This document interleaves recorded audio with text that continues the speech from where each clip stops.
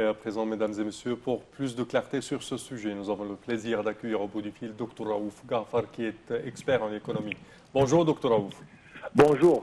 Alors, si on parle du sommet du G7 et l'invitation de l'Égypte en tant que présidente de l'Union africaine, viennent également sceller le rôle axial dans la région joué par l'Égypte et son président. Comment voyez-vous cette invitation et, je dirais, ces discussions au cours du sommet du G7?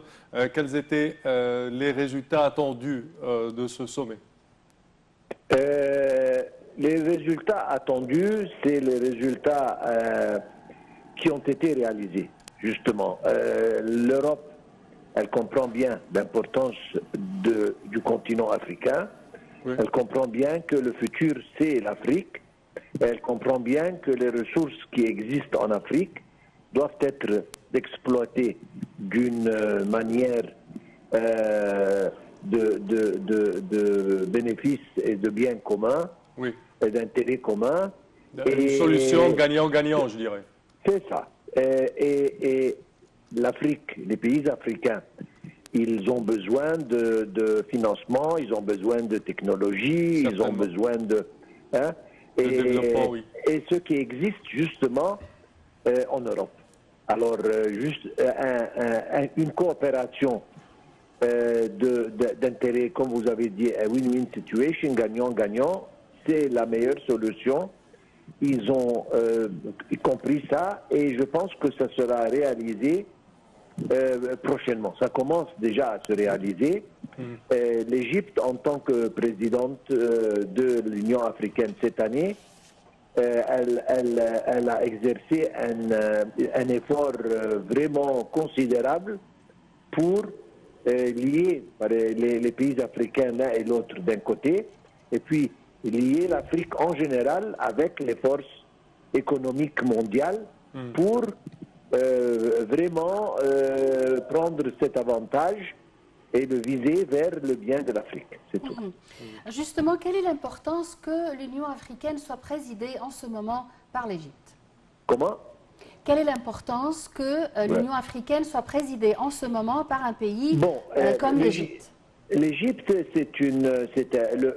à mon opinion, certainement, je suis égyptien, mais c'est, disons, un des plus grands 2 ou 3 pays dans l'Afrique, sur le plan population, sur le plan économique, sur le plan stratégique, de tous les points de vue. Et c'est ça qui donne l'importance. Alors, quand une union comme l'Union africaine est présidée par un pays qui est déjà pionnier, ça donne beaucoup plus d'importance. Et je pense que l'Égypte et le président égyptien ont vraiment fait un effort colossal dans cette présidence et ont pu, durant les quelques mois qui ont passé, et je pense qu'ils vont continuer jusqu'à la fin de l'année,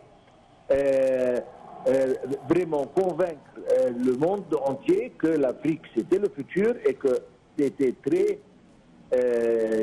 disons, sain de investir en Afrique et de viser les investissements d'un côté et les know-how, les expériences, etc. dans cette direction, parce que ça va créer des projets de développement en Afrique et en même temps, ça va avoir un rendement positif sur les pays qui vont prendre part à cette coopération. Le volet de l'autonomisation de la femme et de l'entrepreneuriat féminin a été un des débats principaux, non seulement au sommet du G7, mais aussi au sommet de la TICAD 7. On doit dire que l'Égypte a pris des grands pas envers cette autonomisation de la femme. Oui, et ça n'a pas commencé par les G7 ou le TICAD. Ça a commencé... comme nous avons vu dans les différentes conférences et forums qui ont eu lieu en Égypte. En Égypte, oui. Et donc, l'autonomisation de la femme, c'est un des sujets les plus importants. Et encore, la présence de jeunes gens. Parce qu'encore, la jeunesse a joui une importance extrême. Mais en principe, c'était un des projets un des, disons, des dossiers qui ont été discutés à profondeur, c'était le rôle de la femme et comment agrandir ce rôle, surtout dans les pays africains. Et la chose encore qui m'a un peu attiré, je veux mentionner ça, c'est l'importance du secteur privé. Et parce que tout le monde s'est mis d'accord, c'est que le secteur privé sera responsable au moins de 70%, 75% du développement du continent africain. Et qu'il faut se concentrer sur les jeunes gens, leur offrir des chances, des emplois, etc. Et de les instruire, de les éduquer, et justement pour jouir de leur pensée, de leur innovation, etc. etc. Et c'est une réponse claire à tous ceux qui disent que les gouvernements veulent exclure le secteur privé. Absolument. Le secteur privé, c'est le pilier le plus important dans le développement durable de tout le monde, particulier. Mais en général, en Afrique, la population jeune en Afrique représente plus que 60% de la population. Donc il faut compter sur la jeunesse, et c'est la chose très importante. Encore une fois, les gouvernements, surtout africains, ils peuvent ne pas être riches, ils peuvent ne pas avoir les ressources financières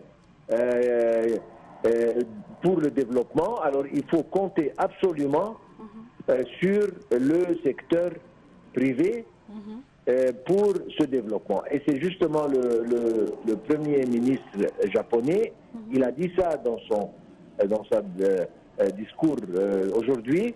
Il a dit que le Japon est très intéressé à coopérer avec le secteur privé pour développer les pays africains, comme vous avez dit, une situation gagnante de tous les côtés.